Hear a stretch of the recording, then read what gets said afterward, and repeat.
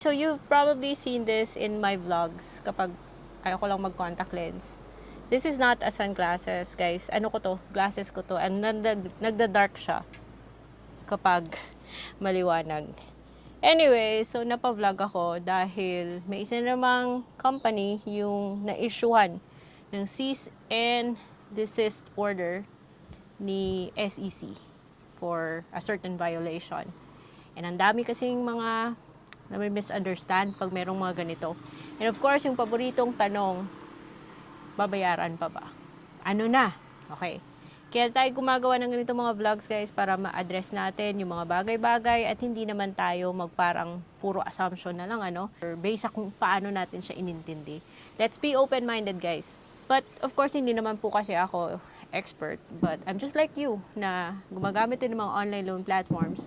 And yung mga things na na-learn ko along the way, ito yung nakatulong sa akin para magkaroon ng access sa mga online loan platforms that are better, of course, much better than the one we're going to talk about today. So join the discussion for today's episode of Utang Talk with Ate Red.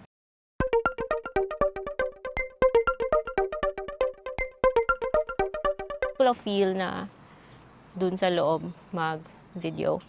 So, isa na namang online loan platform or yung company behind it na issuehan ng cease and desist order ni SEC for operating a loan platform na wala doon sa list of recorded online lending platforms ni SEC. Ako pag gagamit ako ng online loan platform, yung unang-una ko talagang gagawin is titingnan ko kung nakalista ba sa list of recorded online lending platforms sa website ni SEC yung isang OLA or online lending platform. So, yung company na na-issuehan ng cease and desist order is si Hupan Lending.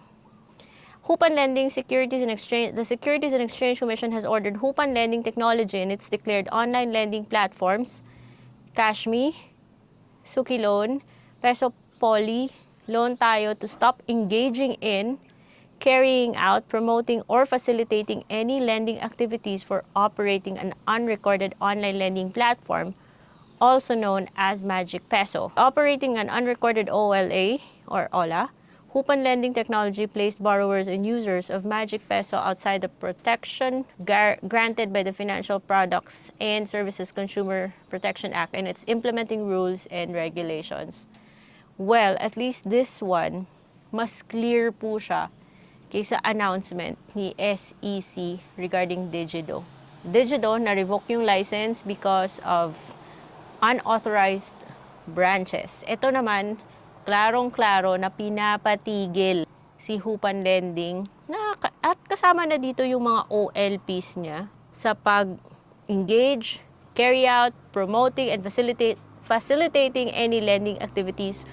Yun. Panisi dyan na nagpapautang. Huwag kasing basta-basta naman na magbukas ng OLA. Tapos ilalagay nyo sa Play Store ng basta-basta na lang kahit na hindi naka-record sa SEC. So what does this mean for us? Okay? So again, hindi po ako legal advisor, hindi rin ako financial expert.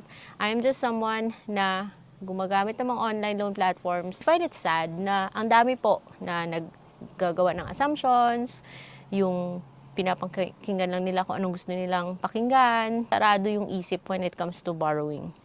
Anyway, so I'm gonna share my reaction. I'm going to share the things na nag-gather ko in regards sa issue na to. I wish meron ako masabing positive about Cashme and Magic Peso kasi parehas yung style nila eh. Ang dili nilang mag-approve pero ang laki yung kinakaltas nila. I wish I could say anything positive pero wala eh.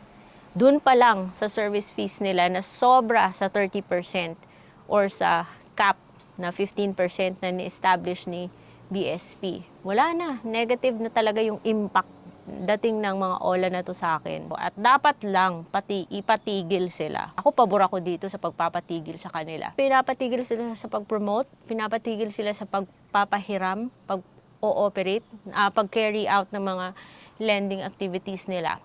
So the next question is, bayaran pa ba yung utang sa mga OLA na to? This is just my personal opinion. It's based on my research kasi kung ako lang guys yung masusunod I would list down lahat ng, kung ako ay may laban, ililista ko yan.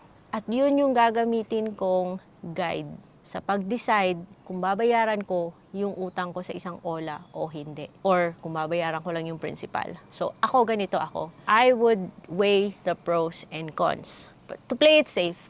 Kasi ayoko naman magbigay ng isang advice sa inyo na ikapapahamak nyo lang ha. Kasi alam nyo naman, yung pag-handle ng utang, alaki pong effect niyan sa ating mga future financial decisions na baka i-generalize nyo. Pag sinabi kong kaagad na wag bayaran, i-generalize nyo, pati pala yung mga legit at nagre-report sa CIC, yun din yung gawin nyo. O paano na yung mga future nyong applications niyan kung nagkaroon kayo ng negative record. Sa TikTok, nakikita nyo yung mga abogado mismo guys ha. At kahit na yung friend kong lawyer, tinanong ko kung sa mga ganito bang cases, situations, dapat bang bayaran? Masyadong malaki yung interest, nanghaharas, nangungulit, nambabastos. Dapat bang bayaran? Yung palagi nilang sinasagot sa akin, yung utang ay dapat bayaran. Whatever man mali na ginagawa ng isang online lending platform, hindi po yan nakakancel yung ating obligation. May obligation pa rin tayo kasi umutang tayo. Pero, hindi naman maaari na nagpapaapi tayo sa mga ganito, ano. Now, of course, guys, ito, gusto ko lang i-emphasize sana, yung abogado na mismo yung nagsabi na utang ay dapat bayaran. Who am I, bilang someone who's also a borrower, to say otherwise, di ba? Yes, may obligation tayo, but at the same time, may laban din tayo. How I understand things. Para sa akin, at least, kung yung isang loan app ay talagang walang ya talaga, para sa akin, kahit na ibalik na lang yung principal, ano? Para klaro po yung konsensya natin, iwas tayo karma. Tapos meron naman po kasi tayong tinatawag na unconscionable na interest, which means sobra-sobra. Kung talagang matatag yung loob mo ha, at hindi ka masyadong magpapa-apekto sa mga pangungulit nila, gusto mo talagang ilaban, pwedeng principal lang yung bayaran or kung ano man yung natanggap mo. At kung makulit sila, may panghaharas, screenshot nyo.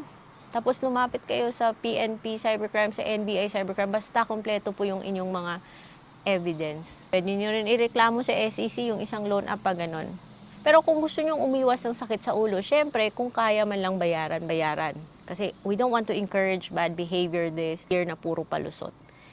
Yung tama lang sana guys. Kasi gusto nating umiwas ng karma. We always want to be in good faith para kung in case isulong talaga ng mga OLA, dalhin nila sa korte, kahit na yung utang mo 5,000, 2,000, pinalaki lang nila. Kung gusto talaga nila gawin sa korte, at least may laban tayo. Wala silang masabing masama sa atin. Pero sa halagang 2,000, 5,000, hindi nila yung gagawin guys kasi sila naman yung may kasalanan. At hindi sila pwedeng lumapit sa korte kung wala na silang lisensya para mag-operate. Well, that's how I understand things. Anyway, so going back sa kung babayaran o hindi, kung pwede lang, bayaran yung interest, ibalik nyo lang kung magkano yung natanggap nyo.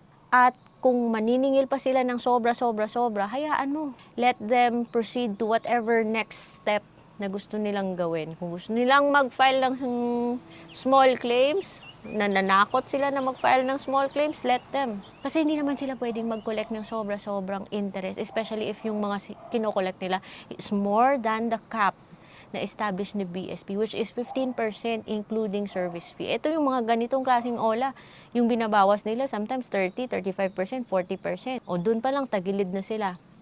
Pero tayo naman, as borrowers na may good faith, kung pwede lang ibalik yung principal or kung ano yung natanggap, okay, go. Para tapos na, klaro yung konsensya natin.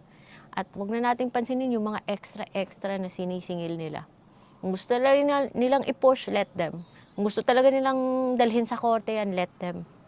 Kasi yung unconscionable na interest, yung sobrang interest, pwede yung ibasura. Basta tayo, ginawa natin yung part natin. Wala rin tayong kasalanan. Well, hindi rin tayo tagalid. So, we protect ourselves first. Pero most likely, hindi sila magpapakorte guys kasi usually may kasalanan sila. Ano, gagasto sila ng malaki. Alam nila, sila lang naman pala yung matatalo. Huwag kayong paapi-api sa mga online loan platforms na to. Now, meron din tayong Data Privacy Act. Bawal po yung access ng phone book.